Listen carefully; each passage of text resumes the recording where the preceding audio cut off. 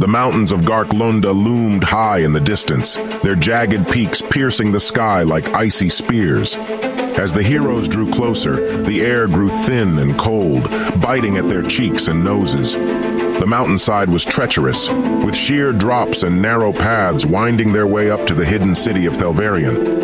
As they approached the city, the heroes noticed that the normally graceful elves were behaving strangely.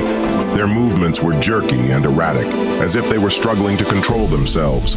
The crystals embedded in their skin glinted in the pale sunlight, casting a sickly glow over the otherwise pristine surroundings. The city of Thelvarion itself was a marvel to behold, with towering spires and delicate archways carved from the living rock.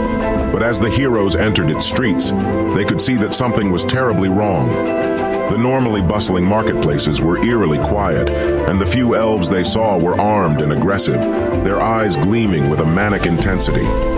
It was clear that the heroes had stumbled upon a dark and dangerous mystery in Thelvarion.